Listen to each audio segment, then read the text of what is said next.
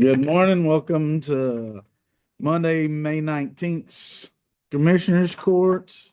We have a full quorum present. Carrie, you certified meeting was probably posted. Please rise for prayer and pledges. James Ray. Our Father, we humbly bow before you this morning. And we thank you for your presence in this courtroom, that your will may be done this morning. Father, we pray for the wisdom that is needed for these gentlemen to make the decisions for the residents of Walker County. Father, may we bring honor and glory to you this morning. Father, the verse of the day is found in Psalm 100 and verse 4. It says, enter into his gates with thanksgiving and into his courts with praise. Be thankful unto him and bless his name. Father, I'm convicted that I don't do that often enough, and Father, there may be others here this morning who have the same conviction. Father, may we be thankful for your service to us. Father, may we be willing to allow you to lead us and guide us. We ask all these things in Jesus' name. Amen. Amen. I pledge allegiance to the flag of the United States of America and to the republic for which it stands, one nation, under God, indivisible, with liberty and justice for all. Honor the Texas flag. I pledge allegiance to thee, Texas, one state, under God, one indivisible. I didn't get any citizens input. Consent agenda contains 15 items. Pull number 4. Yes, sir. I'll make a motion to approve the consent agenda, removing number 4. Moving second, all in favor, raise your hand.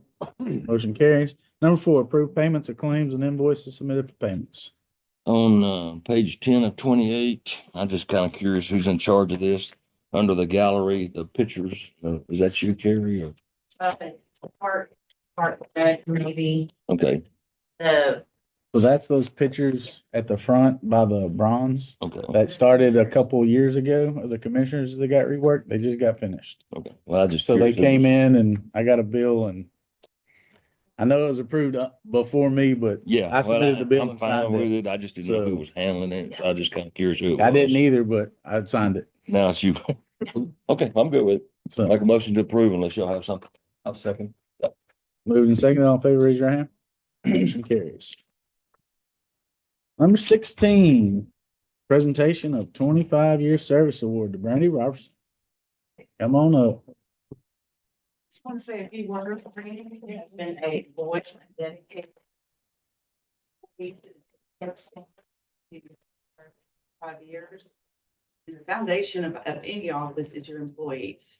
And Brandy is a prime example of a good employee and dedicated employee, not only just for the district clerk's office, but she helps with the Tyler system and anybody. County clerk's office. County clerk's office, anybody who asks for help, Brandy is always willing to help. And I just want to tell her and everybody how much we appreciate her. And so I want to give you this plaque and I want to take a picture.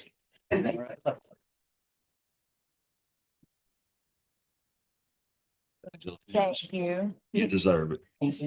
We got one for 50 years too. He's like, hold on. 2, 3, 2, 3.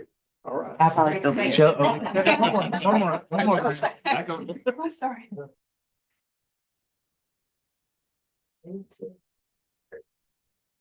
Okay, thank you. Thank you, gentlemen. Thank you, Brandy. Yeah. 17, discuss and take action on purchase of graphics for EMS Tahoe from on-site decals in the amount of $1,650 to be paid from approved budgeted funds. I'll second that. Moving second, all in favor, raise your hand. Motion carries. 18, discuss and take action on interlocal agreement with City of Riverside for flooring pothole patching that costs not to exceed $15,000. They requested that we come help them out with some potholes in their street. So this is just approving us being able to do it. Make the motion to approve agenda item 18. Moving second, all in favor, raise your hand. Motion carries. 19, discuss and take action on allocating funds provided to Walker County by the U.S. Forest Service to each precinct for maintenance and repairs of Forest Service roads. Is this something that you can use for maintenance now? Yes. Until 28. So you can go ahead and spend the funding. Yeah, and- actually what they told us is we could go back through 2023. Right. And that's what, between Brandon and I, we have more than enough receipts to get to the 105,000. So what I'd like to do is go ahead and Lucy can do it if we wanted to, have Lucy create an invoice or have an invoice created and go ahead and send it to him for the 105,000. That's what Joel said when he was here. And his examples in his little packet was just send us an invoice for the rock that, that y'all have put in place and we'll send you a check. So that being said, when it gets here, we can allocate it out by however we want to do, which is why it's an agenda. Quarters. Quarters. So Or mileage. my thoughts were, Mileage. I like Colts, I do too. I think as much as I like mine. It's gotta be used on Forest Service. it's gotta be there. Yeah. I'll come up with something. He's got one that looks like a Forest Service. road. Yeah. Kind of. I'll bring you some pictures. So anyways, I've looked at it a couple different ways. Brandon's looked at it a couple different ways and see what you got. So precinct 4's got 75% of the road mileage. Precinct 3's got 10, precinct 2's got 14. What Bill and I talked about doing was taking 15,000 for 2 and 3 and then 75 for precinct 4 and splitting it that way. That's just kind of what we talked about. I'd say put it on court and let's see where it goes, but. That's where it's at right now. Well, if you're looking for that vote right now, Yeah, you don't have the money yet, but you're wanting, once We it can- gets here, yeah, that's what you want to do. that's what we want to do when it gets. I think by What do you want out of miles, this, Dan? I want whatever you want. I think miles is there. We'll make this interesting. We'll see what Colt wants to do then. Well, how much goes to the judge? Yeah. You specifically said you don't do roads. Yeah, well, He does yeah, now. I do now. Yeah, Yeah. Yeah, he does now, because he lives in precinct 2. that's true. So that's, we're supposed to, it's to be used on Forest Service roads. Gus Randall, I'm gonna have to spend about $208,000 just to get through the NEPA and everything they want for me to redo that road, because I've got to widen that road. They've got to go through all the NEPA stuff. You've got to do the woodpecker study, the monarch butterfly mating season, the bats now, the turtle. We got to do archaeological study. We got to do heritage studies. We got to do all the stuff. Bottom line, it's gonna we're estimating it'd be 208,000 to do the paperwork to get the right of way to widen out Gus Randall. Because Gus Randall's a 1-lane road going into Wildwood Shores. Is that a Forest Service road? It is a Forest Service road. It's on our Schedule A. So that's what I want to use. What's the Forest Service number on it? Just curious. What's that? What's the number on it? What number? It has to have a number if it's a Forest Service road. You can't give it a name. Oh, we have a lot of them that are. You have a lot of roads that they will help you maintain that goes Right. through the forest. That Right. don't mean they're a Forest Service road. The part of Gus Randall is strictly on Forest Service land. Okay, Yeah, so what they did back in the day, they did what they called their joint use agreements. So it was a Forest Service road, but Bob Johnson lived at the end of it, and then his sister Sue, and then another, all of a sudden there's 4 or 5 houses on this Forest Service road, so they came to the county and said, hey, y'all, it's turning into a neighborhood, so let's work out a deal. And there's nobody can find these records, but they're out there somewhere. they ain't out there. Well, they're probably not. Might have been handshakes. If but- you ain't got the record right here, you and I can't talk about it. Right, so when we accepted these roads a couple of years, 2022, back in 2022, when we accepted these roads, we said we would maintain them. Basically, we just kind of approved the fact that, yeah, there's some sort of an agreement. We've been maintaining them. We're going to continue to maintain them. So I ended up calling Joel and talked to him. He's like, anything on this schedule, on that piece of paper that we signed is eligible for this money. So even like Cotton Creek Cemetery, which is not a Forest Service road, but it should be on that list. It is. I'm So it's pretty sure I eligible saw also, that. right? Your winery roads on Yeah. there, County Line Road, Derrick Road. Yeah. Cotton Creek Cemetery, Bath Lane off of Cotton Creek Yeah, see, is on there. And then Buck and Bull, which was Fuller's Dairy. they're on the list, even though they're not Forest Service roads, and Yeah, they're eligible for the money, right? So what I've done, Okay. obviously, I've Yeah. spent a lot I'm, of time with it. I'm catching up with you. You're catching up. So what happened back in this is my opinion only. What happened back in the fifties and sixties, if somebody had a property out in the middle of it, the Forest Service gave that right away, supposedly, like I said, we can't find it. The access, the permit went to the county as a third person. That's how we end up with a bunch of these. They go to a house, like the Gus Randall was the Gus Randall Ranch. Well, they give us that access instead of giving it to the landowner. Now they give it to the landowner and we're out of it. But we're stuck with all these until we either give them back or, which is not gonna be an option, because Lord have mercy. There again, as I always say, you were taking money for them. They're on your road list. You get allocated where all this is allocated by road mile. So you get taxpayer money to maintain them. I agree. And so anything you get from the Forest Service is obviously a plus. It's a bonus. is Yeah, what it's a it bonus. is. Yeah, it's a bonus. And like my Gus Randall project, that's something we normally nobody would undertake that amount of money to get that extended right of way. Because $208,000 that we haven't even touched a road yet, Yeah. that's tough. So, That's half your paving budget. so is it actually a Forest Service road or is it on the list? It's Like- on the list. Okay, so it's not a Forest Service road. It's on that list, but It's it's on not the a Forest Service road. It's not a numbered, no, it's not a numbered Okay. road. Maintained by the Forest Service. It's not. Yeah, they don't own the road, basically. Right. It's on that list because they have property that benefits from that road being taken care of. Typically, that's usually the case. Not like Gus Randall is, Yeah. the road is on Forest Service land. We just made an agreement to maintain it for them. Yeah, Lost Meadows Road, now it's a numbered note, it's a number road. Yeah. But I have several that are on this list that are solely on On, Forest Service land. Yeah. JD Edwards Blue. yeah, but by that little mark over there where it says who owns it. Because on that list, it makes a check, said it's either owned by the county or it's owned by Well, the it's- Forest Service.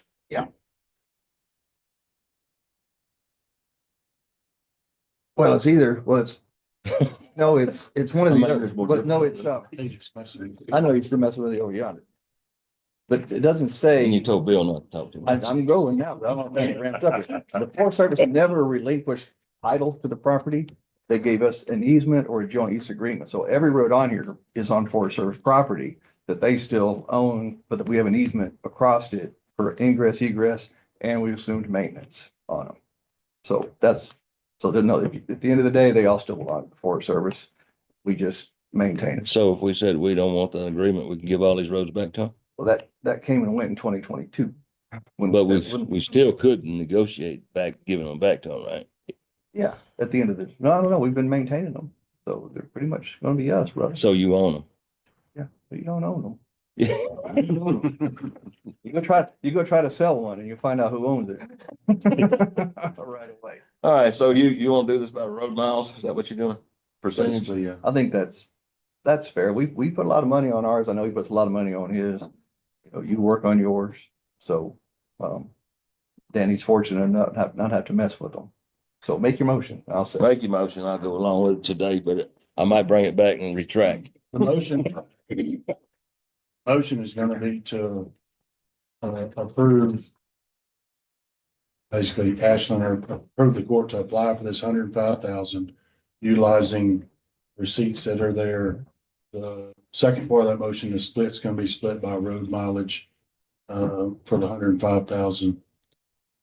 And let's do, You want to spell it out? well, Make sure all precinct 2 roads are on there. all right, And we can, what we talked about was, this works fine. Well, with precinct 2 getting 0.2%, precinct 3 getting 10, and precinct 4 getting 75.8. I got more than Bill. Yes, you yeah, do. that was, Would you remember precinct one? no, he didn't have any. No, I don't have any force. Precinct 2 is 14.2. 14.2. Precinct 3 is 10%. Precinct 4 is 75.8%. Get that, Miss Allen? I'll second that. Moving seconded, all in favor, raise your hand.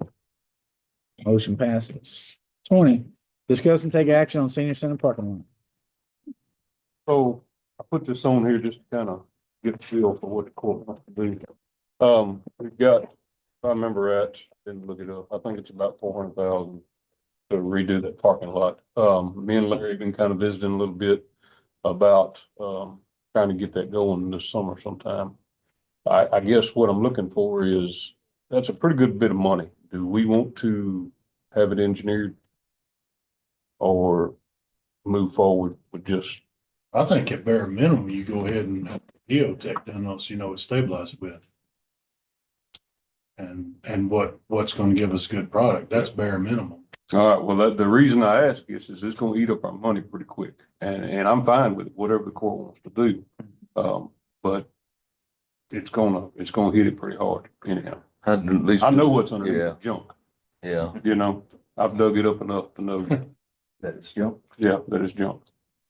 So we put French drains in there. The center part we pulled out, many years ago, and redone it. We went back in and put in stabilized, not stabilized, but, select fill underneath it and then poured concrete on top of it. But like I said, we want it to last, so that's why I put it on the agenda. So y'all tell me what you want to do. You got an estimate on what it's gonna cost to engineer the whole parking lot? I ain't got an estimate on nothing, no. That's why we talked about it and we thought, well, you know, being as it is $400-some thousand, it's a lot of money. That we need to, you know, spend it wisely but we need to also, make sure it's gonna last. So we've got the garbage service now that's coming in there, the city's coming in there, they've torn up a pretty good spot, just in the last year. Right. Where they're delivering that big dumpster to the back of the center and dumping the dumpster weekly, you know, there for Yeah. the senior center. there's no base or nothing underneath it. Oh, no. Why would I think that? Yeah. The county roads don't even have Yeah. that. I'm not opposed to engineering it. Yeah, well, I'm not, But I either. know it's getting expensive. Yeah.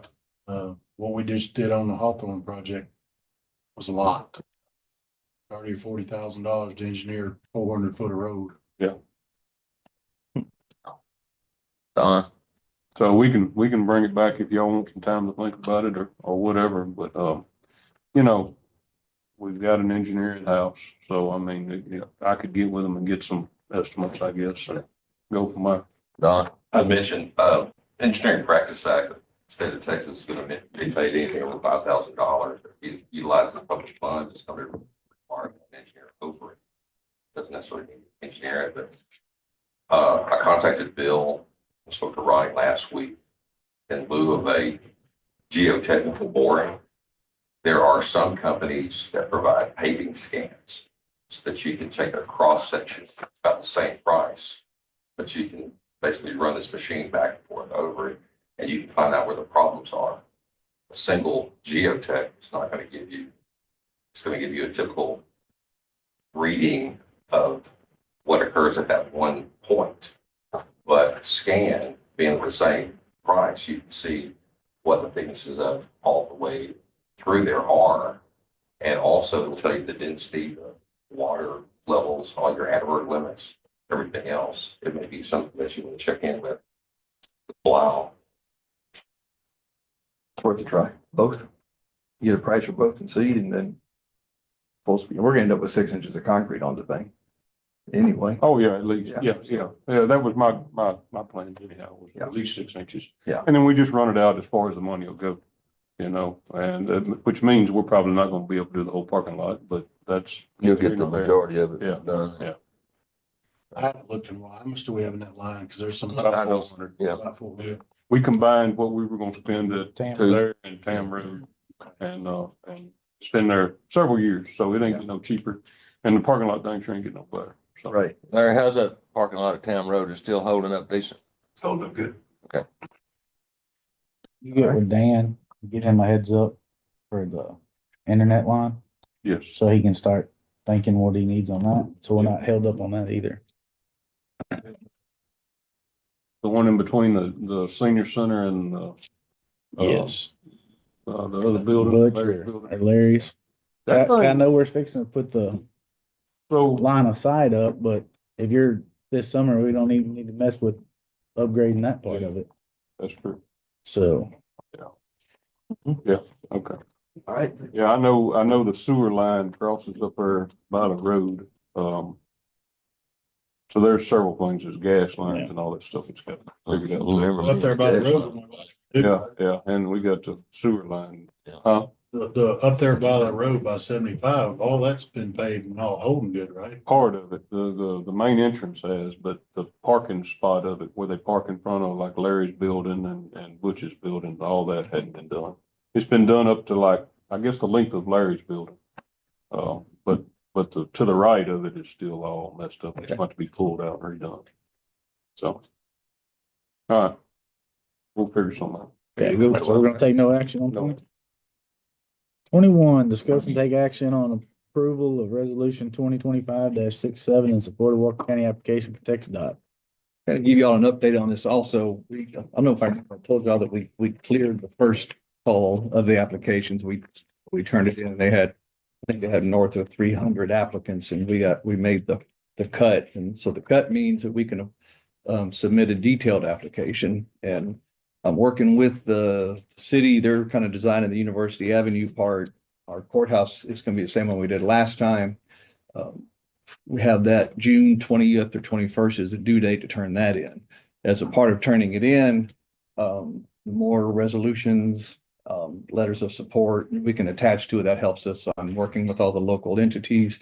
But this basically puts a legal stamp on us being able to go forward and apply for the grant. So Sounds like a blank checkbook though. We done already spent some money. I know, it does. It does sound like a blank checkbook because I don't see no figures or not. no, there's no money on this one. Yeah, This grant is. it's just saying we'll spend the money, right? The grant is 100% state funded. There's no county. Except for match. what we spent last quarter. Except for the stuff we already Yeah, spent. and that To was get- on the- Those on the design engineering, and the city did approve their half of the cost of it. And that to me, that was a good investment to give us, the absolute best presentation. And I was hoping to have the pictures back today that we looked at last week, but we ended up making a lot of changes on them, so I didn't have them today, but Does this take care of the sidewalk outside? the Yes. yeah, it's pretty dang cool. Like I say, if we hadn't made as many changes as we did last Thursday, I would have had something for us to look at today, but I want to have it. So I'll have it at the next court. Sounds good. A motion to us approve agenda item 21 is presented. Second. Moved and second, all in favor, raise your hand. Motion carries. 22, discuss take action on Matthew and Madeline Frost and Lori Williams' request to name a private drive for 911 addressing. Andy, I know you got quite a few concerns on this, as well as we do too. Go over that one for us. So you guys have application, you'll scroll, I'm assuming you read this part, so just scroll up the pictures, probably the best way to talk about it. Excellent. So keep on going down to the map.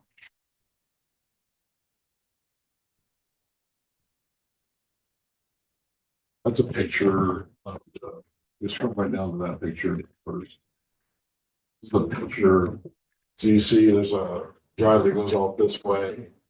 This is a newly improved drive that goes back. This is Scott Cotton Road over here to the far right. This driveway, these two driveways make a loop. At one point, it was a loop, strictly a loop. Now it also goes straight back from here.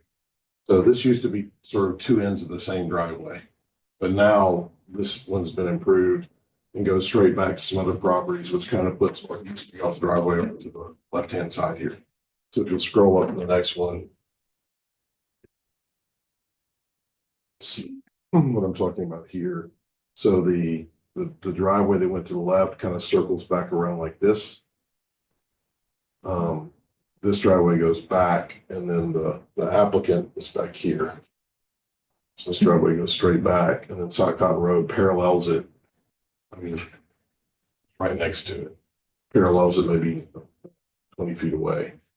So the applicant's request is that this driveway here, that currently has two structures off of it, the name, and instead of alpha numeric. So right now, all four structures are addressed off of this stem address, which was the loop. So, this one was originally addressed off of Sock Cotton, but that driveway was closed off evidently years ago, and they just kept using the Sock Cotton address. But their access was through this driveway. So they need to be readdressed. We've logged a potential readdress for them already. We told them building this hearing today. So there's three options that I can present the court with. She presents the option in her request to name it, to have actual numbers issued off of the then named driveway, which would become in the 911 system. The other option, given that there's these two sides of the driveway are sort of being separately used now, would be to issue a separate numbered address to this driveway so that they're not both sharing the same number. So these two homes would have one number with Alpha's AB off of this one. This driveway would then have a separate number, which doesn't exist now, with Alpha's off of that one, AB's. So to give you guys an idea of the scope of this, in the county, we have this system of having a stem address and using Alphas for the properties that are accessed by a private drive. We have over 3,000 addresses that are like Alpha AB type addresses. So it's not uncommon to see an AB off an existing stem address when they share a driveway access. If the court names this road, then we would go back in and readdress each structure based on distance down the road using our normal 911 scheme. If they don't, then the two options would be to either leave things with an A, B, C, D off of that one driveway loop, or to readdress the center driveway with a new number and then reissue addresses to the applicant and what was 7 Sock Cotton, who's now accessing this way. Those are the three options I can offer the court. I have no objection to the issuing a new address. There's space in there to issue a new number because Sock Cotton sits right next to it. And we obviously don't need a stem address for Sock Cotton off of 1374. So there's a spare address number there. If the court chooses to go that option, logistically, we can do that. The naming of the driveway. I don't think naming is the right answer. Things is strictly the venue of the court. So Yeah, I'm let's gonna, make the decision on when you I'm want gonna to. balk you on renaming it. I mean, that's gonna be 3,000 more people up here wanting the same thing done if you I'm with you on that. know, I'm absolutely with you on that. I mean, it's just a driveway. just make it some kind of way where it's not confusing for what their problem is. Callie, is anybody online? Big sign at the front of the road. Yeah, Something something needs to be identified. not with these last names, Do what, Alan? not with these last names, no. Is there anybody want to talk online for this? There's a Wagner and a Sellers that are not employees. Where are you at on it, Brandon? I mean, I'm gonna just be upfront with you. I can't go along with renaming it. I think that we need to issue the address in the middle and then New number. new number in the middle for that driveway. To prevent confusion for 911. She does have small kids. They're having to go to the hospital a lot and my heart goes out to her, but renaming it, like I said, we'll have 3,000. Well, and I think the court gets this, but as a critical issue when you're doing rural addressing with long driveways, we don't have a signage regulation in our code, but placing signs, and we've had that conversation before, directing people down long driveways sometimes requires additional signage to be placed along the route and then at the home. So that's always our recommendation. Of course, we don't enforce that. individuals to choose how to do that. But there is room to do that if that's what you want to do. And just to be clear, from my memory and listening to the old timers, which is what it is. Sock cutting was county maintained before it was adopted. And then whenever we went to the adoption process, they didn't want it adopted. So they didn't ever get on the county maintenance list. Yeah, it's in our. So that's why it's named is the point I'm trying to make. Yeah, it's in the 911 system, right? But evidently the individual that was accessing off of it here is not accessing off of it anymore. That structure needs to be readdressed either way. Whatever you guys do, Right. we're gonna have to readdress that structure because the way they get to their property has changed. Once it was not on the county road list, when it didn't get adopted on, then they built a fence, and then that second road that we're talking about right now got built to access that house. And now we've expanded off that up there to this other house and stuff like that. So. Yeah, and there's still, I mean, it's still drivably connected, but it's more distinct now than it probably was historically because the improvement of this section of the road. So the motion is going to be to add the address in the middle to that road and alphanumeric. Second. Well, how are those property tracks broken up then? Well, it's good that you asked that. I can answer one. I can't answer the other. I'm curious about one. You'll scroll up. I think there's a property. Okay. I just didn't catch it. Oh, it's right there. Okay. Wow. Keep going. Okay. So the track that the applicant's track was done with a family grants exception back before the court had a mandatory frontage requirement for family grants. So this track I'm unsure about. I see this track is presented on the property map. I'm unsure exactly about that. I'm gonna do a little research on that when I get back to the office. But this one, the applicant's track was believed on the family grants exception before the code required frontage, which is why it doesn't have physical frontage on the public road. And why we now have that regulation. So the guy way up in the top, 2 slides back, where you have the blue light up there looking, scroll it back up on me. So that's the track they're That's the track right talking there. about. Yeah. So This, way up there. this is the family grant. This is the applicant's, but the track actually looks kind of like that. That's the applicant's track. This This is the blue light. That's him right there. The one that's over Okay. here. Yeah, so the blue dot guy is Our applicant. our applicant. He's in the box right yonder, so. Yeah, all right, Yeah, my heart goes out to all the problems that they're having with their children too, but I mean, the reality of it is, let's make it as simple as we can without renaming it. Mhm. Yeah, just address them all off 75 somehow. Any other discussion? I got a motion and a second. All in favor, raise your hand. Motion carries. 23, discuss and take action on Caitlin's 5-year request for variance to floodplain management regulations, Water County relation to permanent application 2025-050153. When we ran this through our engineer, essentially, there's not enough information in the application for determination on impact because we don't have plans and all that. Basically, that's what the applicant's trying to avoid. They did some movement on the home to relocate it in such a way that it would be farther away from the flood zone so that it was located in an area outside the regulated flood hazard area. Because they're doing site-specific permit, we don't require development certification form, based on elevation form. Those forms have to be done by engineers and surveyors. They're pretty costly. But because of the design of the home, the driveway itself exits and will nick the edge of the regulated zone A. The only way I can permit something that's in a regulated zone A is with the development certification form and the floodplain form, even if it's any type of development. Okay.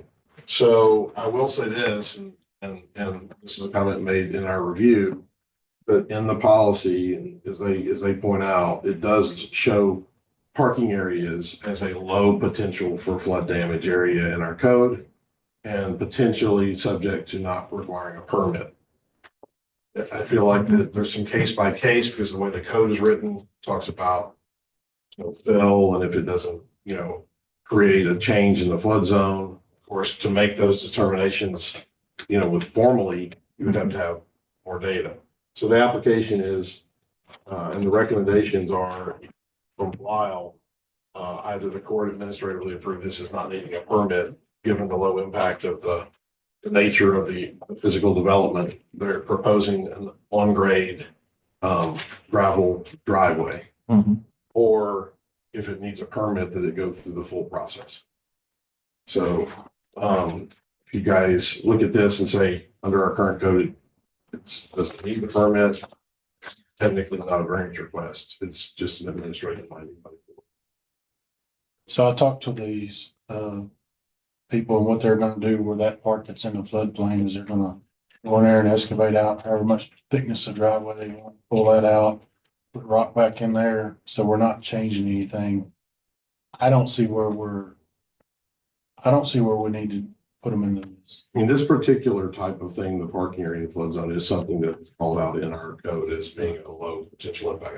That is not an incorrect statement. That is in our code. So this is for a residence, Andy? For a residential driveway. Yes.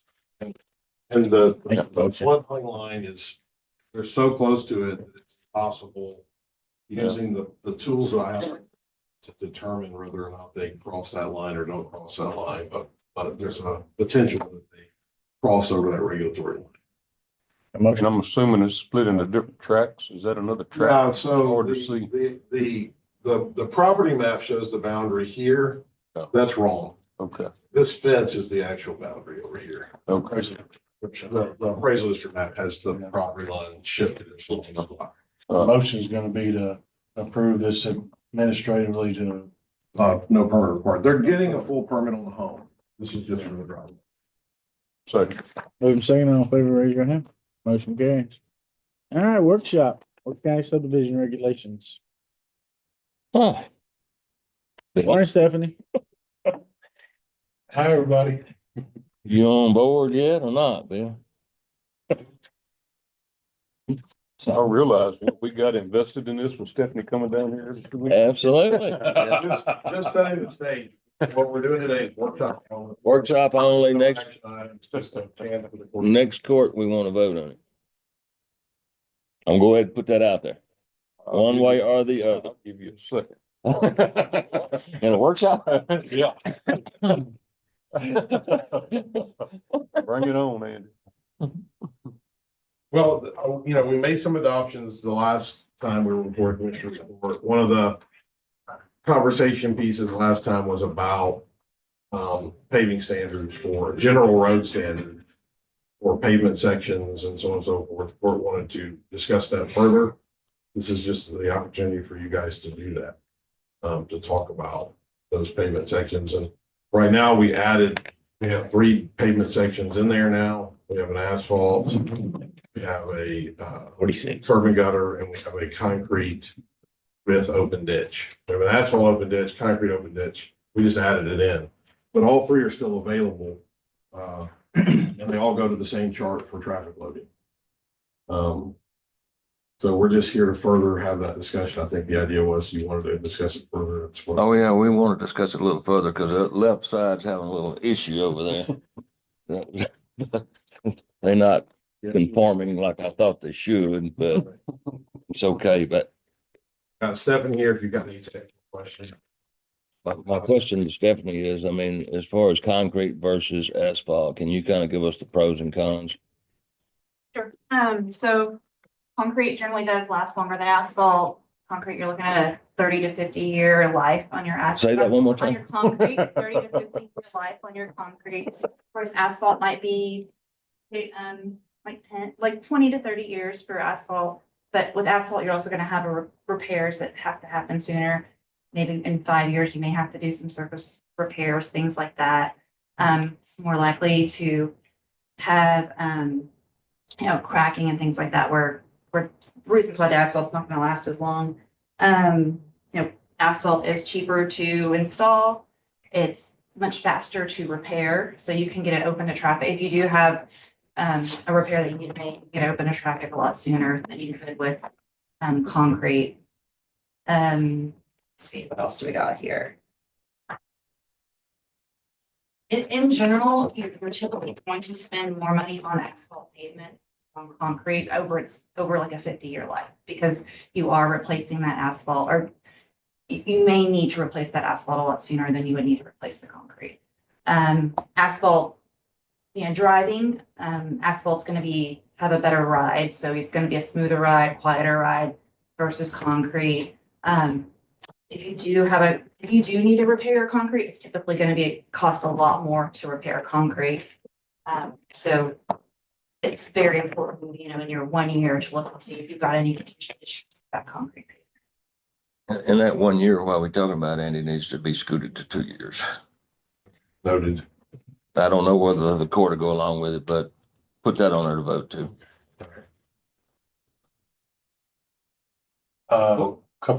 Couple of things that I want to make sure we get in here, and I didn't spend time to reread this 90-page document again.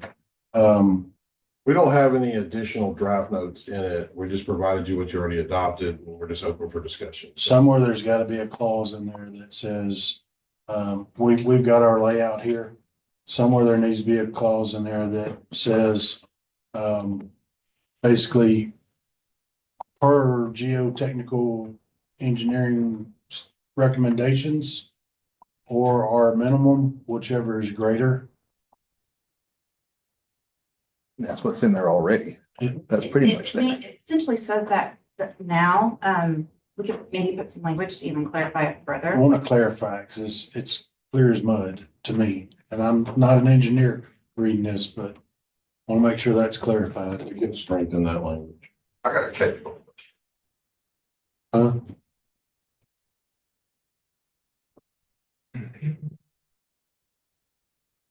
What else, Brent? The way, I know y'all got the vote, so I'm not even gonna balk. I don't agree Well, with it. put it in there. I mean, though, you got some concern. On the design, if you'll go to page 81 on this deal. Leave this. Okay, so on our asphalt laid out, we got the asphalt on top, then you got the base. Then on concrete. We don't leave this on our asphalt. You always have failures when your stuff builds up, debris, dirt, whatever. Grass trimmings build up, keep the water on the road. That's where we always have the first failure on our roads. This one, it's not real clear what we're doing here. You can't have a 6-inch lip, right, of concrete or 8-inch or whatever we end up going with. You can't just have the edge of it. At the edge of the asphalt, we leave it, right? You have a 2-inch lip there, and that gives us time for that debris to build up and water still gets off the road. We need to address that somehow. I'm not a big fan of shouldering up and bringing the dirt and grass right up to the edge of it. Because then you're gonna have, it's gonna build up right there from mowing and dirt and everything, just like it does on asphalt. But we can't leave 6 inches sticking up, right? We need to define how we're gonna do that. If we're gonna edge it up right to the edge, and we'll just have to maintain it more, that's fine, but it needs to be addressed in that. So what I'm getting at, Andy, Now, you got a subgrade kick out. Your question is above the subgrade. above your subgrade, what you gonna do? Yeah, it needs to be tied back in, Yeah. obviously. Yeah. And somewhere in there, I thought it said, I don't remember if I'm reading it, that the hydromulching and all that was up to the, I don't know. You remember something about it, Stephanie? Note, on the detail that says 2 to 5% typical slope away from the roadway to ensure positive drainage. But we can add some additional language. So that slope is required for earth. I'm talking about dirt. Dirt, So the yeah. grass would grow to the edge. Yeah. Yeah. It's got to, yeah. If you bring that raw dirt up to the edge of your concrete, you bring it up and then your grass grows up, now you've automatically got a barrier there. Oh, yeah, yeah. That's what I'm concerned about. You automatically got a barrier there that your water's not gonna get off your road. But you have that with anything. You have that with asphalt. I understand, I mean, that's part of maintenance. but I don't, I think again, I'm not an engineer, but the way I'm reading this, it's not addressed in there. it's covered in the standards and that that it would be a issue with design. It would be dealt with the design, but we can again strengthen the language, add some specific language about how we want that transition made. And then obviously, if you want to discuss, if you're uncomfortable with the width, we, the concrete width that's in the policy now. I believe we're at 28. What page is that? 44. For a standard 46. 26. For local street. Yeah, Street. Eight.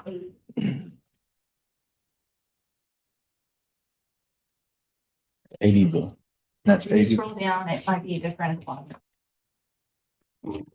I need that top. There it is. We're at 28. Edge to edge.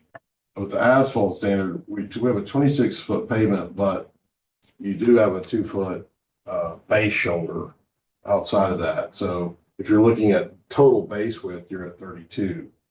So it is narrower as far as any form of pavement, right? Right. If you're uncomfortable with that width, like that width should be wider, that's obviously a conversation that we could have, but If you stabilize 2 foot out, Yeah, yeah, we're stabilizing it additional. It just doesn't have any surface Yeah. paving Sure. of any kind on top of it. There's no base material above it or any other type of pavement. So when you're talking about the surface, then surface width of your pavement is narrower. Don, the new testing that you're talking about, is that pretty common throughout the state? Somebody could do it, or is it just now getting out? Yeah, we use it all over the place, most Do of you? the time. Yeah, and GPRS is one of the companies that we utilize. And we will have them scan slabs, find the rebar. We look for depth of the beam, we look for the placement. I find, like in parking lots, for instance, you'll get failures for sewer lines and water lines, things like that. The city doesn't have the actual maps. So we go down through there and we can tell you that that's an 8-inch pipe that's 6 feet underground, 3 feet underground. We can tell you they can actually inspect pipes now without having to dig up the earth. They can actually go through and scan it through there. Are you familiar with that stuff? Yes, sir. It's ground penetrating radar, and so there are some companies out there that do that. That I haven't seen it where they can actually analyze the soil that's beneath, and so a lot of times your subgrade failure is the reason why you're having a pavement failure. But if it is something, maybe the pavement doesn't have adequate radar or something like that, then it could help determine if that's the reason why there's a failure. But you would still need some geotechnical soil borings to analyze the material below, like an existing pavement or proposed pavement. But if you've got a pavement failure and you have a pipe underneath of it, it may be a compaction issue or a stabilization issue. So the two together really can be beneficial. I mean, can we put some verbiage in there where they could tie that in if they needed to use that too? The nice thing about the GPRS is it's a continual one lot. Kind of. it would be a choice on your engineer. Yeah. Once you're engineering the road. There's nothing that prevents someone from utilizing it. Okay. A lot of times people will look at cost and look at the cost benefit. And it comes in maybe more when you have a developed area versus where something's undeveloped. Well, that's the thing about this. This is all minimums. Right. Everything here's the minimum. If they want to build it more, or they want to do more, then I'm all for it. It's a little bit of a, okay, so they are minimums, but they're State, there's two minimums. in Yeah. that. There's a minimum designs. Yeah. And then there's a minimum standard, code standard, and it has to meet the higher of the two. So if it's submitted with a different design above or beyond our minimum, if that's what is recommended by the soil lab, then that's what they're gonna have to pay. yeah, Right. So this is sort of, if they could design something maybe less than this, and they can meet your life by doing less than what we have spec'd, then they're still gonna have to come up and meet specs. All right, say that again, because that's just something that sticks out in my head here. If they were- We're building a 20-year design on that, but on the way the code reads. that's now, what we so always hope. 20, 20 years. yeah, but it's gonna read, if we don't change that code right now, Then, Well, when you go to- then we're gonna be building concrete to 20-year specs. When you're going to concrete, which is changing the whole dynamics of everything you're doing. I mean, that's going up the standards on that end, as far as longevity. I gotta know. You see what I'm saying? You know, you're talking about having separate design lines for the concrete. Well, if we're gonna improve our roads, no matter which way we go, we need to move that 20 to 30. We can't design concrete or asphalt to 20 if we're trying to improve. We need to extend it to 30 Yes, or 40 across or the whatever. board, Huh? an across the board extension of the design line. Yes. But one thing, I mean, that's easy to say, but concrete asphalt on top itself, it doesn't have a 30-year life. The actual HMAC topping, it doesn't have a 30-year life. It starts breaking down. 20 is really out there. 15 is pretty realistic. And actually the Public Works Association, they call you to start maintaining it at 8 or 10 to go start doing Yeah. something to, Reseal coating. covering it up with something Covering it, else. So, overlay on it. but on the minimums, and you talk about if they want to do more, I don't know that I've ever seen an engineer show up with more. That's Well, that's part of it. They're not gonna do more. Yeah. That's the whole part of it. that's my biggest frustration. I think that the whole point that we're kind of missing is like the performance value. I see what the intent is, but the performance value is going to be a characteristic that's going to be independent. For instance, like if you have a PVR of 6 inches and you have, you've got a 51 on your flexibility, you get all this other kind of things, and you're not monitoring the concrete going in there. Does it have fly ash? Has water been added to it? All these other kind of factors affect that. So the performance value is the way that we generally try to write our specifications so that it has to, I don't care which way you do it, but it has to meet this design standard. Just like whenever we were looking at your house that one day, Bill, city says 100 miles an hour. I went on my 116. That's a performance value we designed for that particular location. And the current regulations do require that on-site, the labs are on-site testing. You've got your construction examination guidelines that talk about who needs to be on site and what needs to be monitored. So that is being done with the current regulation.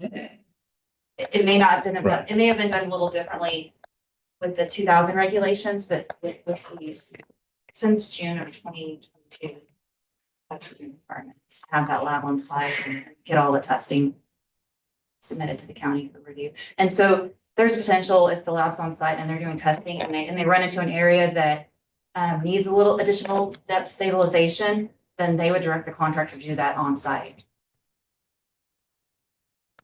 Oops. Yes. Oh, what about it, Bill? You on board yet? Well, I'm still kind of hung up on our design standards that, and it kind of goes back to what I said a minute ago, is that we say we have a minimum. Yeah, forget anything with the city, because they don't even inspect enough to know they got metal in it. I'm not worried about the city. I'm worried about us. So we basically tell them, hey, give us 6 inches of stabilized base, sub base, 8 inches of flexible base on top of that. I'm getting to it, my picture back over here. I punched the wrong button. Anyway, 8 inches on top of that, but I don't know what this was made to sit on top of. You know, was this a caliche base road? Was this black gumbo road? You know, underneath our stabilized sub base, what's under there? And I think that hurts us a lot. You know, they come and they grind it down 6 inches and they get their compaction on their subgrade, and they put 8 inches of rock and they get the compaction. And as soon as that 80,000-pound garbage truck comes down, he pushes it into the gumbo down below it, and then here we go. You know, and our roads are falling apart. So, And Oh, I was gonna read to you, but you can read yourself. fine every 500 feet on a roadway. I tried that a couple of years ago, the 500 foot. It's all built into there. Monitoring proof rolls, that helps identify some of those issues, but it, you know, definitely subject to missing. Do we need to increase the minimum stabilized from 6 inches to 8 inches? That would help the structural integrity of your asphalt is. Would that be applicable to all soil types? That's what I'm saying. No. I mean, some soil types don't. So need we're that spending development. extra money on Right, something so that doesn't. it could be increasing the cost without. That's not, Without it I mean, being- Well, I'll the tell you, nature of placing a standard is that if you place a high standard, then it's going to exceed the minimum design criteria for that job in some cases. So the plus is what Joel's going now. If you have a design that's right at the edge and you want better than performance, then you put a buffer on there. Sure, you get a little better than all of your projects. There's a cost of it. It's called out. Yeah. Right. And there's also an issue if somebody stabilizes 8 inches and they only needed to stabilize 6 inches, but they use the amount of line you needed to stabilize 6 inches on 8 inches. Right. So that's an issue too, is people, there may be instances where people are stabilizing too deep and not having enough lime and fly ash for that depth. Have you ever seen it where a developer just wants to build a road? When they bring their road plan back and say, okay, we came out, we did 20 cores or something like that. So we're gonna do, just like you say in your picture, do we go through and look at their geotechnical evaluations and say, 6 feet down, there's a tree stump. We need a little more help out of you than that, or do we just say, hey, you meet our standards, our minimum standards, you got a stamp in the corner, let's go. We do look at the geotechnical report with the plans. We don't send it out to like another geotechnical firm to do another review on it from that respect, but we look at it to see if there's any red flags. So I'm just trying to get us, in my mind, I need to get us to where 4 years into a road in a 100-home subdivision with, like you say, 50 trucks a day in and out, of garbage trucks and concrete trucks. And Absolutely. 4 years into it, it's a 20-year-old road all of a sudden. And can we build that into this with this? I don't know. Keep it off the TxDOT standard, use the road classification that's already there for arterial collector, all the other ones that are. That's pretty much what we build to is TxDOT standard. It is TxDOT standard, but the actual pavement done. Same in Walker County, that ultimately, typically the geotechnical engineer provides the design. And it has to be equal to or greater than what's in the county regulations. I don't see any of them hardly doing greater than. I mean, they're all equal to, but Yeah, none of them do.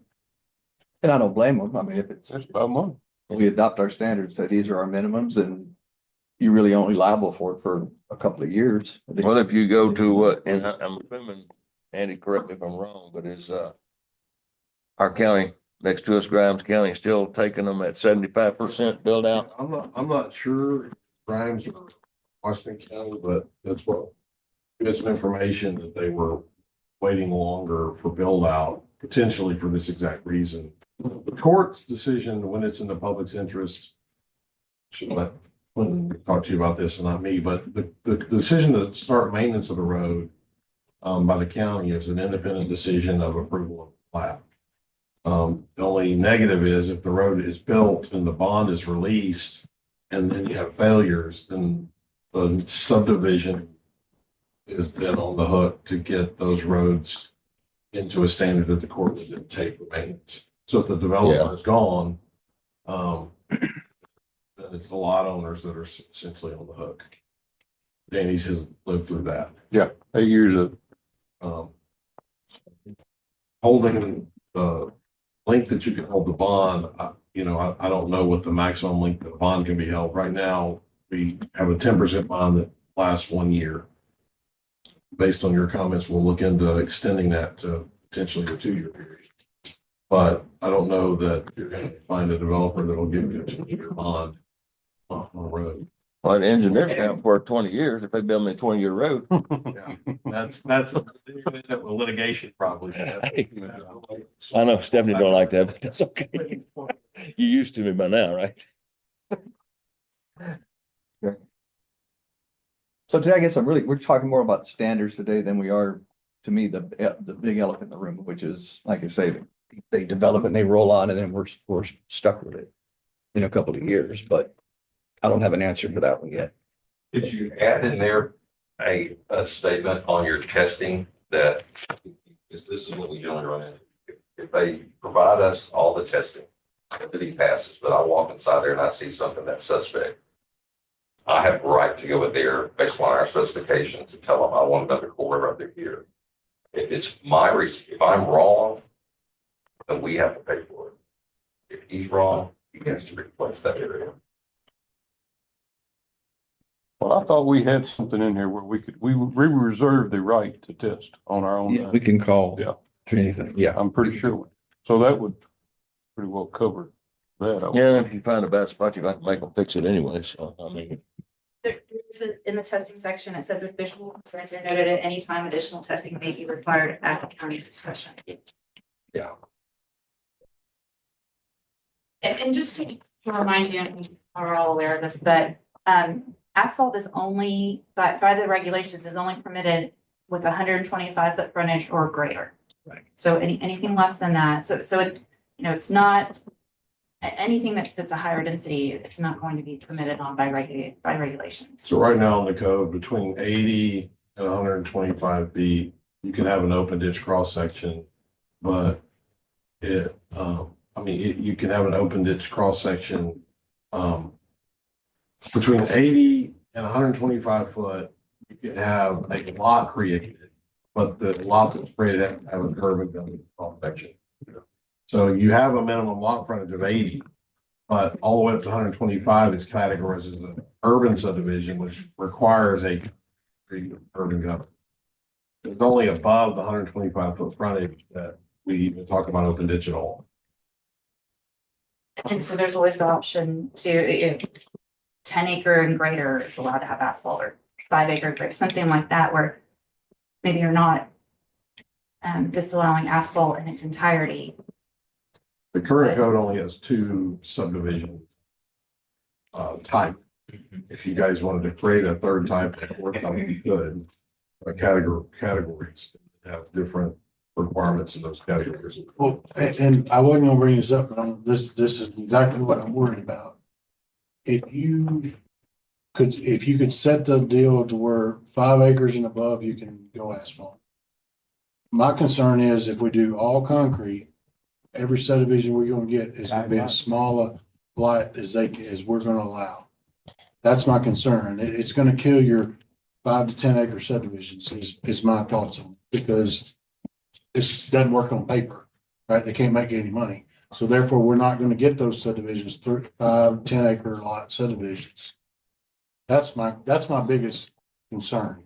I'd love to see a 5 to 10 acre lot. I don't think you'll ever see 5 to 10 acre lots again in this county.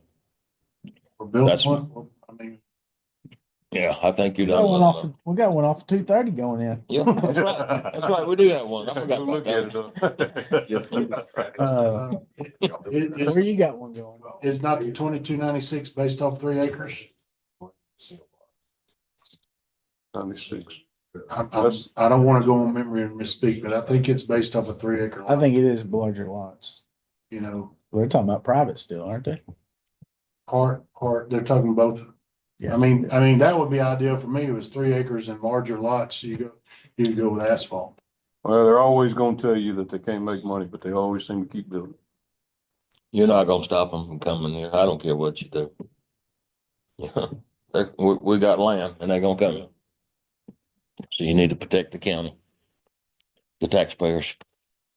Well, most of the traffic studies that we deal with, like, you look at like Willis, we did one a couple of years ago that was down there. We were kind of surprised because we can look at the current traffic situations, then look at 15 years out or 5 years out. We saw some trends that we were not aware of. And now you look and you're seeing those subdivisions coming in. And these numbers were astronomical, but at the time we didn't have them. We had like 5,600 and they were talking about 15 to 20,000 cars per day and all this other kind of stuff that's going around there. So that would be one of the things that we would naturally kind of look towards. It's the performance data or performance specifications would talk about that. How many roads, if you have one car going down, you know, the road every day at 7 o'clock and 1:05 p.m., obviously that road is not going to be this, it's not going to have the same wear as one that's having 50 cars through there. So I think that that's part of the problem that they're seeing in Montgomery County as well, is that these roads were never designed for it. Developers come in, been in 1,200, 2,000 homes, and there was never a traffic study done. They basically did parking sections, but there was no regulation to requirement to upgrade that area going in. And currently there is a requirement to do traffic studies and there's if TxDOT's going to require a traffic study, then developer needs to do a traffic study. Over 150 peak hours, you're required to do a traffic study. But those traffic studies are basically the build out of what's in there. That's not the construction that goes on prior to it, right? It helps with the classification of the road going in. That's what sets the local collector arterial, then the regulation. But just like I deal with, one home may have 500 loads of dirt go in it.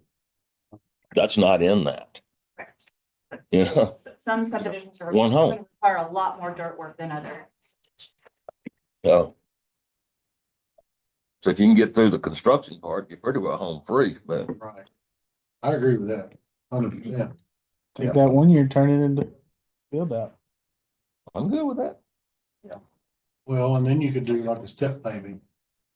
Okay, you're gonna build it to here, then we could add in, if we went with, we stayed with asphalt, you could say, all right, when you're 50% done, you have to fix all the failures and put another 2 inches on it or something. I don't know, it's just an idea.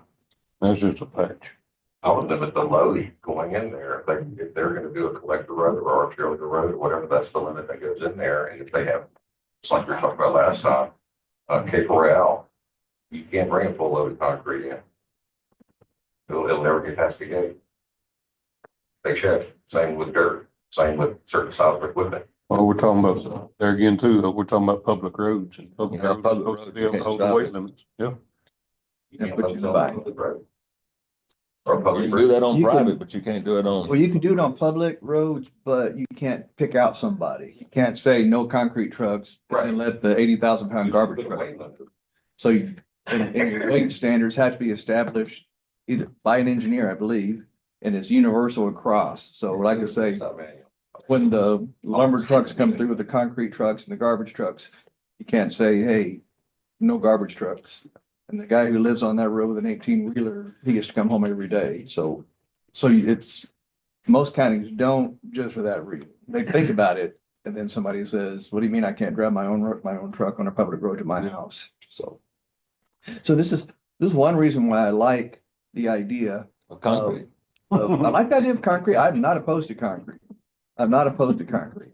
But I also understand that, the cost of development, stuff like that. And that's why I like leaving the option on some of these 125, 150, 500-foot frontage roads of saying, hey, you can build it to a concrete standard and we'll consider accepting it, or you can come and say, I'll build it to your new hot mix standards and know that we're not going to accept it ever and say that from now on, that's your road. And then you get a new court up here, Yeah, you can't say. and no. then basically they bring it up here because they got enough votes in a subdivision to vote a commissioner in or whoever, and then they take the damn roads. That will happen. I recall when we were doing the, So, that Commissioner White wanted to implement into the private, the statement, never, ever.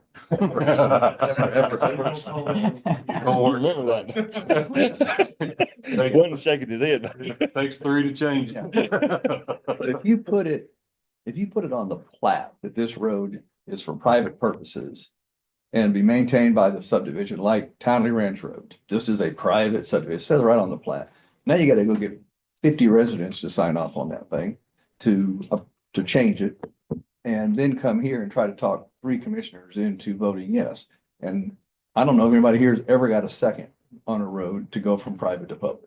I mean, No. we've you all had the hadn't. guy come to us But- and say, will you? You didn't ever have the size of subdivisions that we got coming now, Bill. The new people coming in here.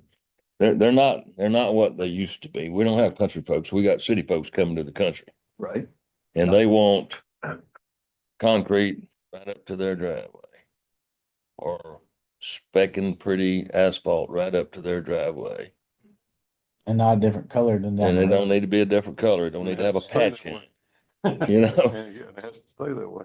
So, you know, like I say, I mean, it's not our little rural county anymore. You're dealing with a totally different bunch of folks. And, you know, typically city folks need to be in the city, not in the country, in my personal opinion, but they're here But they're here. and they're here to stay. Right, we gotta make roads for them good enough to drive on. So, I didn't hear you say that again. They post on Facebook, their foxes and coons and. Oh, yes. Oh my God. Yeah. I guess this. Can't even imagine what happened to your cat. Andy, we're getting a little off track. No, we're right on track. One of the things I was asked, It's y'all's workshop. one of the things I was asked to bring up again is the timing of the geotech bores. I'm good. Can it be after clearing? Bill down there feels left out there. I'll give you Lifesaver peppermint. There's a Jolly Rancher there. We require the boring, prior to design. They can bore and will bore as deep as they need to bore, because they know what piston grades are, they know where they're going down to with design. So they can overbore as deep as they need to go to see what's naturally there. Now, yes, it is possible that during manipulation of the soil, during construction, that there's some change to that. Only depth. Well, the question, the water supposed me, you got a road coming in here through the woods. How do you get a geotechnical boring group in there first? That's one of the things that we just dealt with. That's one of the reasons that the developer that you guys granted the variance to, although it wasn't a full variance. They had a certain number of bores on the places they could get to, but they didn't have it all the way down the road center line because it wasn't ready yet. Is it because it wasn't accessible? Accessible. It is always accessible. I've been around enough thing, what do you call them, Stephanie? I'm thinking off the top of my head, the oil field bunch. They come in and do all the testing for the gas, seismograph crew. Yeah, They get they there. can get anywhere, Yeah. you know? Them guys go So I everywhere. call it bull. Yeah. You just gotta wanna get there. It depends on the ability of the geotechnical, Yeah. so some will have like buggy rigs that are Absolutely. easier to. I've seen them go access straight up a in creek or bank. and some don't have those, so it may be, you know, maybe the Smooth and geotechnical everything. engineer doesn't have the ability to access it, or they have concerns that they're gonna get their equipment stuck, and then they're not gonna be able to do any other projects for, you know, a couple weeks if it gets stuck, so it may be a risk, like a concern about risk more than Yeah. the actual ability of, moving in, and also, you know, I don't think there's any clearing permits that anyone has to get, maybe if they wanted to burn, does the county issue? We do Burn. not You issue didn't- burn. okay. No. It's not legal for me to issue burn. So you can clear to get anywhere on site without a permit. We do not It's just a matter require, of, we do not require a development permit to cut trees down. Yeah. For East Texas, that's agriculture as far as I've been instructed. Property rights. So we do not, no, so you can go in there and clear. When you start manipulating the dirt and changing the flow of water and those kinds of things, then yes, that's development, that has to. But the cutting of the trees to get in there and that kind of stuff, we do not have requirement, permitting requirements. I've actually drilled geotechnical samples inside Cafe Texan. There are 6 47-foot helical piles that we use to support the mainframes. I've done it over at Robinson Creek. I've done it over in Livingston. I've done all over the place. There is a smaller, it's like a little small track though that they go in, but they can go in pretty much anywhere type of building. And especially with pipe limitations or whatever, that's always a problem. You know, even the mast or whatever, you go drilling rig, but they could do it either way. They could cut the path through there and then use a drill truck. And that's the easiest or whatever, but there's also a track hose system that they can go through to do the same. so a lot of times it comes down to the risk and to the cost. Do you feel associated like, with it. Stephanie, you feel like there's a need If they've done the geotechnical up front, the base plans on it, then once they've started actual work of clearing, is there any need to come back and do geotechnical again at that? Or it's case by case? Okay, there may be an instance, but it's definitely not typical where you need to come back. and finish it.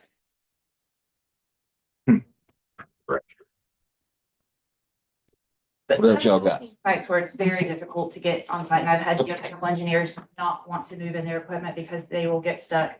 Had them get stuck and have their equipment stuck there for 2 weeks. Plus, you get some rain, and it's already kind of a boggy site, so it's a concern. But maybe not for every development.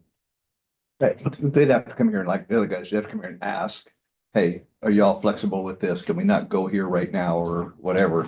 And then Yeah, it's still a requirement regardless if you you get there or have, not. still have to, Yeah. here to ask to get out of it. To be clear, you guys didn't say you don't have to do it. You Right. just said you have to do it prior to any construction. occurring. Yeah. Right. So it's still there. All right, so where we at, brother? Bring it back, let's vote on it. I don't know what we voting on. What we voting on? You'll find out next court. I don't know yet. You know, So you have to post it and everything else, right, Andy? I mean, I got a little direction. So did y'all want to change any of the substructure on the base depths? That's gonna fall back on you. Okay, In my opinion. I'm just making sure No. we covered that earlier on back and forth. Let's consider increasing subgrade depths. Look into that. I've got my note on that. Okay, Ronnie mentioned considering extending the warranty period to 2 years instead of 1. Got a note on that. I know that you guys haven't discussed the road cross section, but I didn't hear any direction on what you guys want me to bring back on that. Or what anybody. If you want to eliminate one of the standards that we currently allow. Well, and there's also the Or option. qualify it. Because the county, my understanding is the county has a request for qualifications on geotechnical engineer out right now. And so there's always the option to wait until that geotechnical engineer is on board and work with them also on potential options.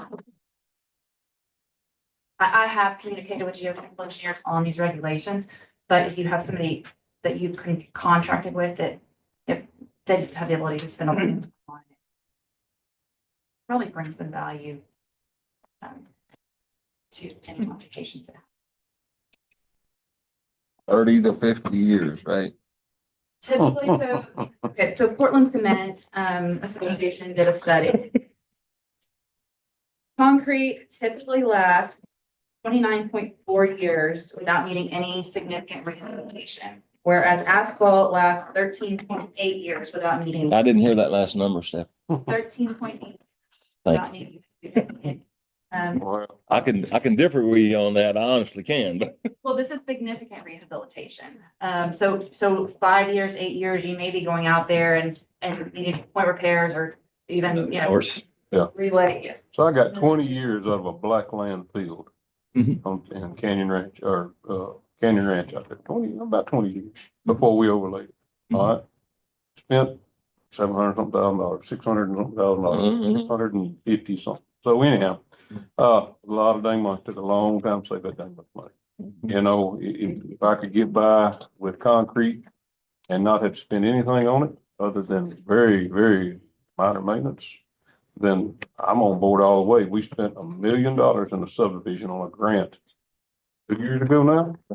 And I had contractors do it, was thoroughly disappointed Cracks. in asphalt.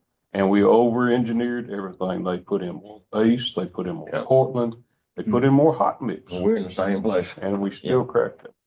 You know, in a subdivision that the people are grateful for what they got because what they had was a joke. You know, it was what our old normal crap was. I mean, it just, Right. come through and bladed every now and then, and so they're not complaining. But we had done that in a nicer subdivision, we'd have been eaten alive. Yeah, I had know? the same situation. They didn't have any roads. They was proud of Yeah. what they got, but and it's still a nice road. Yeah. It really is, but it And cracked we out. spent $1 million a piece. I Yeah. mean, we all got that money, and that's what we done with ours. And I was not Yeah. impressed, So next court, I expect y'all to be on board. Think about it, get your hearts in the right place. That's my speech. I'm good. I'm just trying to get link, because I would like to prepare language if we're going to, some draft language, consider an item. Straight concrete. To eliminate, Do away with the other asphalt. we want to leave the asphalt standard in for the, Private stuff. no, we have a, in your code, you have a small, what we call a Right, the low low traffic road. It's our narrowest, smallest road for like small dead end street. Yeah, we put it in less than 1,000 foot or something like that. Lots or 24 lots, if I remember. I'm gonna say no, Andy. That's where I'm at. Where I'm y'all? fine with. I mean, if you're gonna do it, you might as well Well, just do it. so hash out what Bill's concern is about the private stuff. In my opinion, Bill, you still, even though it's private, you stand a chance of having to take it in one day. You're still gonna get the phone call. That's the whole deal about the private. It don't matter if you own it or not. They're gonna call you and holler away, hey, it's my tax dollars. Well, you know, So if you go make everybody build a concrete road to county standards, like I said, last meeting, you will never have another county private road. They will all be public. They will all come here to be public and you will have to vote to accept pretty much accept every one of them. Because it'll be all built to county standards. So every You single. don't have to take a road at all, But you gotta have a but you good might not reason. sit in that chair very long. I know that. You have to have a dang good reason if you accept 99 and Mr. 100 comes in absolutely. and you just don't like him or whatever, you say no. So I mean, if this had been in place 5 years ago, 6 years ago, I kind of feel like Texas Grand Ranch would be a private subdivision. They would have said, we're not going to concrete it. We're going to pave it and we'll take care of it. That's 40 miles of road that we took that I feel like they probably would have said, cost of all concrete, heck no, we'll pave it and we'll take care of ourselves. So to me, it gives a developer, especially a large lot developer, the 5, 6, 8, 10 acre lot guys, gives them to say, yeah, we'll take care of it because I don't want to go. Since you can't make that definite though, and you can't. All it takes is 3 people on this court to change that. But. Yeah. Will it happen with the dirt road you got out there and the dirt road that Jimmy brought up here 14 times? Never. Right. But when you tell them they're gonna build it to these standards down the road and it's private, they bring it to you, If it's you're private. most likely gonna take it. Yeah. Yeah, you will. So Quentin, I got a question for you. Legally, can we make them build the 2 standards if they want to go private? So we got, so say in one instance, we got concrete roads. They want to do private. We have another set of standards for them to build private. Is there anything legally that keeps us from doing that? I mean, it is double standard. It's double standards as long as this court stays Take put them in. with that Yeah. standard, Yeah, but you'll have a minimum asphalt standard and a minimum concrete standard. And you can tell them up front. This current commissioner court says, if you bring it as an asphalt road, we're gonna tell you it's gonna be, we're not gonna accept it's gonna be private. Yeah, I think what you're discussing, I mean, I don't wanna. You're talking about 2 different things. So one of them is acceptance for maintenance, and one of them is standard for the subdivision regulations. that you're not gonna take. So you could, if they built it to the subdivision regulation standard, if you left the asphalt standard and they built it, but then you had a policy of the court that in general, if it wasn't built of concrete, then you wouldn't accept it for maintenance. And that's a decision on the interest of the public, whatever Mhm. that would be. Yeah, I can get behind that. It's a good that's what I'm question. saying. Yeah, it's easy. It's not something I've seen. I'll look around and see if anybody has something like that, but I'm not aware of that. I don't mind being first on stuff. But the I wouldn't, problem is the specification between concrete and asphalt material, and Danny mentioned out there on off of 980. That vein starts at Riverside and goes all the way up and it hits up on the east side of I-35. Because I built structures for Motorola over there. It's flexible, it's on a high plasticity index, I think above 60. You have a 6 to 8 inch PVR. So to put concrete on there would be absolute stupidity. You'd have to have so many control joints and everything else in small sections. It doesn't make sense to do that. You know, it's gonna fail. So you could write in there a failure inadvertently. It should be based upon the geotechnical going in there, the recommendation from the engineer before the road is cut. I mean, I don't know of a single engineer that will sign off on any road or any structural design that doesn't have a geotechnical report to back it up with. And I fall back on the engineer when it doesn't work and get his, or her, whoever it happens to be, Yeah. to make it the 20-year road that it's supposed to be. Well, and I'm not I going. don't get the answer, Doc. Well, and I'm not going, I'm gonna vary with Don a little bit on that too, because you jump right across the road over there on cowboy country that was built over 50 years ago that I have still not spent. It's gonna bite me in the butt one of these days. I know. Still have not spent a dime on it. Right. You know, and I don't remember how thick it was. It may be 6 inches thick. It's probably 4, but it's Back then. back then, yeah. Yeah. But so, you know, I don't know. And it's got traffic on top of traffic on it. There ain't nobody runs the road like college kids. You They're know? not all in small cars. Yeah, no. Trucks and trailers. Yeah. Yeah. That road's been in good shape for Yeah. a long, long time too. So Andy, yeah, along the lines of what Bill's saying is, can you bring us back something to look at that will only accept in the maintenance, concrete roads and asphalt have to be to our standards, but with the notation that they will not be accepted? So the court has a standing, been in place since before I got here, on looking at what roads you guys will look at for maintenance. And essentially, I'm working off memory here, and basically it's pretty short and refers to if the road doesn't meet county standards, the current county subdivision regulation, or generally won't consider them for maintenance. Although it's your policy, so you guys could work outside of that policy if you wanted to. In the regs now, it talks about the process of moving forward before you're cleared to request.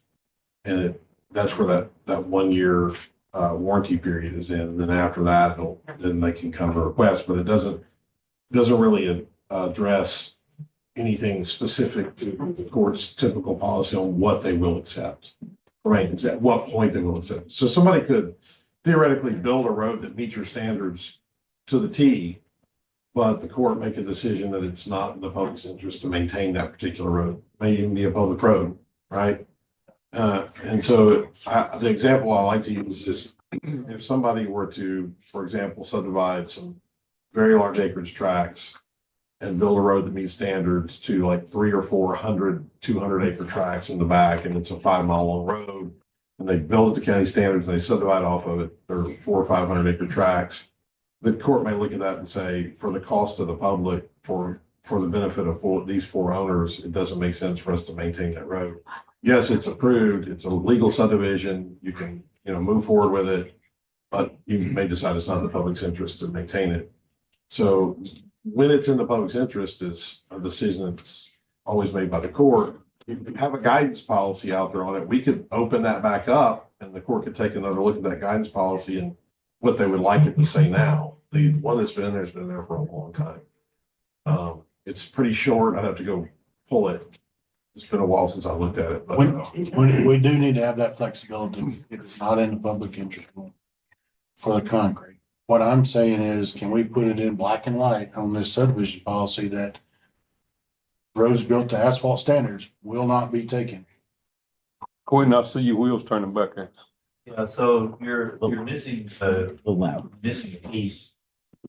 A developer could build a road dedicated to the public, but it's not a private road. The county has no obligation to take public roads in the county name. I mean, that's back to the 3 layers of a road. For a private road, the developer has to go through certain processes in order to accomplish making it a private road. Then there's if the developer doesn't go through those processes or actually puts in the plat that you approve that they're dedicating this road to the public, it's a public road and it doesn't mean you have to take it into maintenance. So y'all been talking about two road standards, one for private roads, one for public roads. They have. I understand, but if you're that, When we say private, that's really what we mean, is a public road not maintained by the county. That's the terminology. I mean, I know it's not the right terminology, but it's easier to say than that public road not maintained by the county, just say so private. I'm just a lawyer, so I'm I hear nothing you. about roads, but if you're gonna use the term private, I'm triggering certain I hear you. statutory and case law. What you're telling me now, when you say that you're actually talking about both private roads and public roads that have not been accepted. Absolutely, yeah. More expansive. Yeah. That's correct. Okay. So my problem with you pouring that directly into your subdivision regulation is that's a document that, although it doesn't seem to be happening around here, should not have to be revised and revisited annually.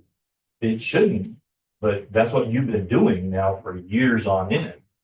And if you keep doing that, but if you put that in your policy and then y'all take a vote that goes the other way, and you have that authority as a commissioner's court, you can do that. So it's kind of like maybe something that's not quite so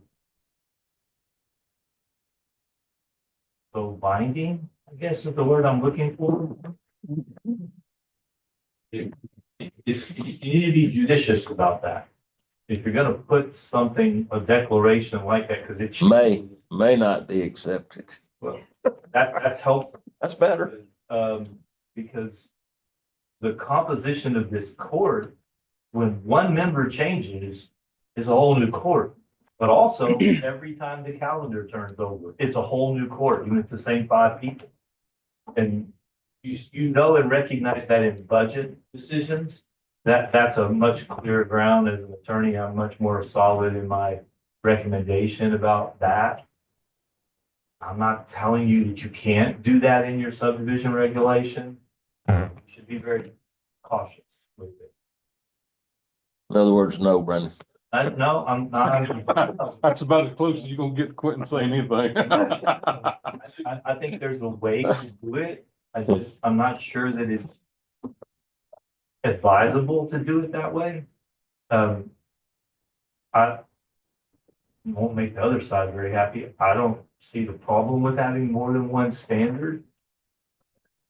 I don't have an issue with the court conveying to developers, and you need to be upright with them. They need to know that, upfront with them. They need to know that.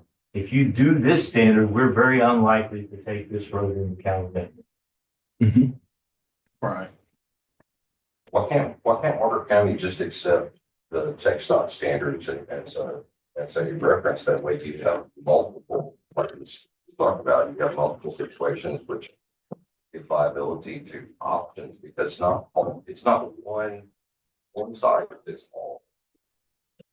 That's part of the problem. Concrete may be good for me to build, but for somebody else, asphalt will get you the longer line. You get concrete parking lots around here. Concrete lots. Most of that's done by the way they do them. Yeah, it's what's underneath too, what them guys put underneath, regardless of what it is, And their method. and the city's a fine example over there where Bill used to work. Well, Yeah. we really need to figure out what we're gonna do before we bring all this back, spend all the dang money on reposting it. We're gonna leave concrete in it, leave asphalt in it, or not? I'm not for it. I'm not That's for where it I'm standing. Well, I hate doing two standards, anything you give them, we should be able to take. Yeah, 'cause the And that's the way it potential is there. right now. Yeah, the potential is there. So the potential's there for us to take it, for us to say that, hey, we'll take the concrete, but we're probably not gonna take the other one. I don't like that. That's I not like being that upfront with these I like guys. that one a lot. Huh? I like that one a lot. I knew you did. I don't like it at all. I like it a lot. I mean, if somebody comes to me and tells me I got a 1,500 home, 1,500 acre subdivision with lots of 190 That feet. could be 1,500 homes. Yeah, but if it's 1,500 homes, it's gonna have curb and gutter because it'll be 125 feet or less. You could always tell it'd be nice if they just leave it in ag and not put it into, homes, because we would like to eat one of these days, I hear you on you that. know? I hear you on that. Talking to the ag person, so Where you at, Judge? I'm not happy with y'all putting all this land. Yeah, well. You've been in ag your entire Yeah, life too, the so. I don't potential- mind the asphalt on the big lots. On the big lots. Yeah, it gives them an option. And before we come back and meet again, I think I'd like to send, I mean, we know the 10 home builders, developers or whatever around here. I would like to see what they think. Can we, And we've had 6 weeks, so Bill, yeah, but I'd like to. And they ain't had nobody, ain't nobody sitting here. They've had enough time, in my opinion. Now, I want to bring this up because I want to understand it really good. We know it was designed in our favorite subdivision we always talk about.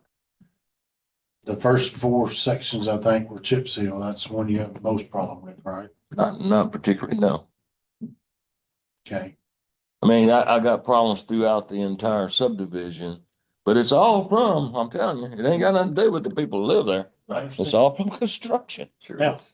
Yeah. Now, with that said, how do we improve that road style? You just don't take nothing until they build it out. Yeah. That's the only way you can do that. As an engineer, how will we upgrade that road style? You could increase your pavement section, so deeper stabilization, additional base. Now you have to concrete. You're increasing the cost. Yeah, now you have to where concrete is. But there's an option there. Not if they don't do it. But if you're gonna up that, building that road, or say we're gonna up those standards, and you have to up that standards on concrete too. So both are gonna go up. I mean, that's the whole point Give of, them both the option and make them pick the concrete. we need to improve the style, we need to improve. I don't know if it's the trips per day or whatever. We need to improve how we build that road from here to here to here to here, okay? And we need to have that same variant, option on asphalt and concrete. We go off of trips per day, 7 or 9 trips per day per house. That's what we go off of. Right. It needs to be better than that, whether it's asphalt or concrete. I don't disagree with you, but I mean, technically, the long life is gonna be the concrete. It's not never gonna be the asphalt. They have the option now. Yeah. What do they choose to do? They choose the cheapest. They make more money. I mean, if you wanna get right down to it, they make more money. They choose the cheapest route. Always will. If we don't address building the roads better, All right, we'll take out the asphalt, improve the concrete underneath it, listen, and we're done. listen. If you're building an asphalt road to this standard and you're building a concrete road to this standard, ultimately the same, other than the wear of it, you still got the same road. You got still same You structural ain't never got strength. the same road when you got concrete. Well, I do like concrete. Yeah. You see what went on out there in that little old place my daughter lives. Mhm. And That's, I'm out there enough with her that, you got them little black stripes all over the dang place out there. Mhm. That shouldn't be happening. Yeah. That's a new subdivision. That should not be happening. And in both of my concrete subdivisions, we've had to already replace panels. We've already had cracking in that one. Of course, it was because of a structure underneath it, but that concrete's not 6 months old yet. And we're already having. Whatever's You're underneath, gonna have problems with both of them. you're gonna have problems with everything, Brandon. We all know that. So let's build what's under, the point I'm trying to make is I understand. whatever's underneath has to be better for both. If you do away with the one, you ain't got but one to deal with and build it right and be Yeah. done with it. I'm already having troubles with the subdivisions that's 3 years old. We're replacing panels. I don't even know what subdivision you talking about. Waverly Place. Okay. Yeah. I'll leave that one. We not made them replace several panels out there? Yeah. So to say that there's no Okay, so no maintenance on it, why was the failure? Because they didn't do something. What did they not do? I don't know. Let's build what's underneath it better. That's what Yeah, I'm but making. it don't matter how the better we get if they don't do the better. better right underneath it. So let's, That's the whole key is the bottom on we're everything. working on our policy. Let's work on the underneath right Yeah. now. While And we're Waverly working on, Coast, the one in the very front section that this court give them exemption on, give them a variance I on. give them a variance on width. They didn't give them a variance on the, how it was built. They give them a variance on the width. How far away from the testing location? That's pre-me, I don't know.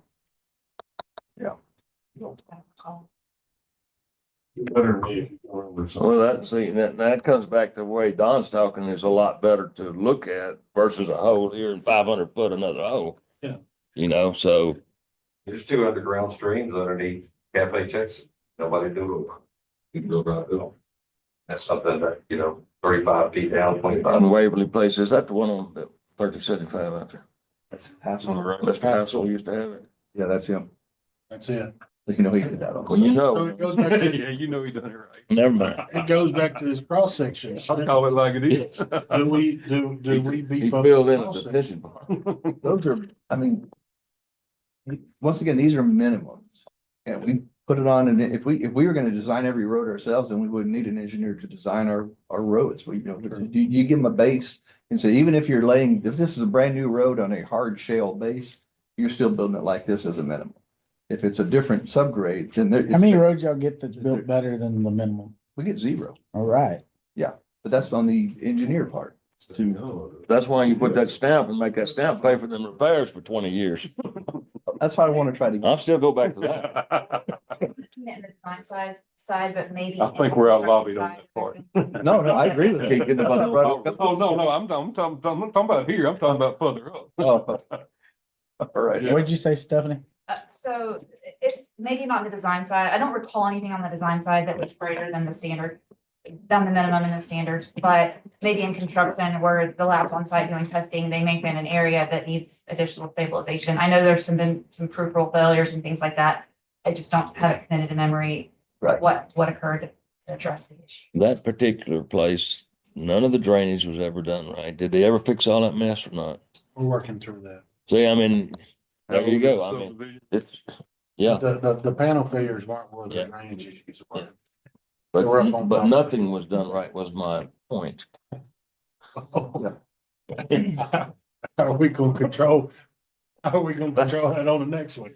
You know what I mean? Yeah, I know exactly what you mean. Right. So you go back to not taking. It don't any matter roads, if we it's take simple. in concrete in 5 years, we're gonna be discussing whatever the new thing is anyways in 5 years, you know? Well, we've had asphalt forever, we thought it was great, and now we're going to concrete and Possibly. maybe. So let's Bring it back to vote one way or the other. bring it back. We'll get it off. I've already made a note to bring back A and B option for. Yeah. Yeah, And it doesn't have to I be didn't think y'all were gonna get there today. unanimous. bring it back for a vote and we'll vote on it and see where it goes. So with the no asphalt option, do you want to leave the asphalt cross sections in the regulations in case you? Well, we gotta vote on that too. Me personally, no. I don't know about the rest of the courts. Why would you give them a variance? Yeah. Okay. Well, There's been other instances where people have been granted variance, so Yeah. somebody wanted. Oh, no, I get it. We're to pretty do good. 9 acre lot, Yeah. it might be something, and they want to do, increased cross section or something like that, and Yeah. maybe. So Well, when you, if they ever get to where there's something they need to look at, then they could just bring it to us. as Is there, engineered. As is there ever engineered. any consensus about tying the asphalt to an acreage minimum lot size, creating another category of subdivision? A ranchette subdivision or something. I would like to see that, yes. And I'm not telling you that that's necessarily a good thing, because generally in those subdivisions they're very big, you may have a lot more road. Right? Have a lot more mileage of road per lot in those subdivisions. But, Yeah. I know there was a discussion, but I've never heard sort of any consensus on. well, those subdivisions won't have it. If it's a concrete road in front of it, you won't have those. You can't have one guy pay for You're not 8 gonna. feet of concrete road. Go on, Bill. What? We all entitled our opinion. I'll let you tell me yours a while ago, so you're hearing mine now. I got it. I got it. That's fine. But you're Nothing pretty personal, much, you know. but I think you're gonna legislate them out of existence. I mean, you're gonna, cause They're already out of existence. They're gone. there's a lot more money in them. But that's why our 80 to 125 foot standard gives them, with curb and gutter, that that makes them, you know, they're a little more expensive, but they're spread out over 2 or 3 people instead of one guy paying for 800 foot of road frontage, concrete road. Yeah, but when Two people, I guess. when you're saying you're getting $100,000 a lot, Yeah. A lot. that man is gonna expect concrete. Oh, yeah. Yeah, I mean, I love it for subdivisions. Like I told you, the one in my neighborhood, Sterling Ridge, they're doing concrete. In The rest of it's concrete. in the last section. Yeah, they're gonna do all Finally that come around. in concrete. So they're gonna do it. Well, they didn't have much choice because the road fell in. Yeah. The asphalt caved in. Let me rephrase that. The asphalt did. So, Okay, what else you need Okay. to know? And That's What else you need, Andy, to make sure we can vote on this next week? all that. I just wanted to see if the court wanted me to try to insert something about I got a yes over here, so yes. an option for that.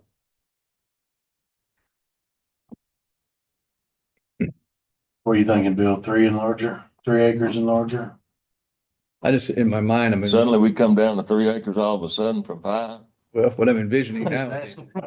Well, what I'm Man, it'd envisioning. be 2 acres before we get out of here. I'm envisioning these little, long, skinny lots. And I don't know where our legislation is this year. You know, they finished, I guess they closed off new bills, but I don't know where the legislation sits as far as us being able to regulate road frontage and stuff anyway. There's one. Talk about the setbacks and stuff. Yeah. I can't speak to that, but who knows? But your current standard is that you have a minimum road frontage on a public road. And then, not necessarily county maintained road, but a public road. And then you have a 1 to 3 depth width. Oh, that was something that you guys touched briefly on last time about on rural subdivision. 1 to 4. Good number of variants. Yeah. So I was, You know, but I almost want to Legislature may change. They lie. legislature ends what, May 31st? That's the end of the date. May 31 is Sad, so. the end of it. I think that's the end of it. I would almost want us to sit, I mean, we can move forward with conversations, but we can't, I don't think we change anything that involves road frontage and setbacks right now until something final comes. point about how times back when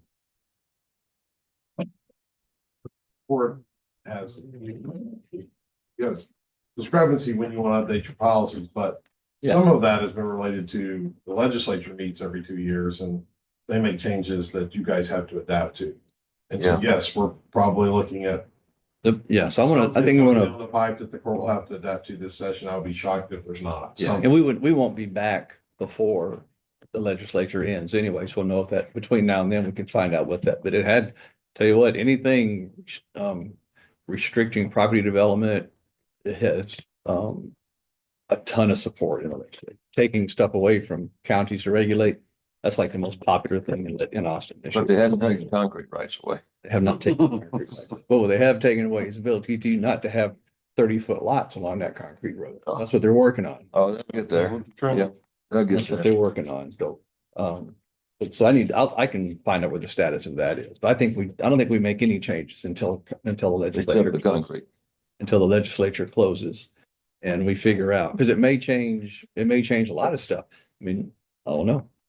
I will need to post a meeting where you guys are going to take action on policy. Right.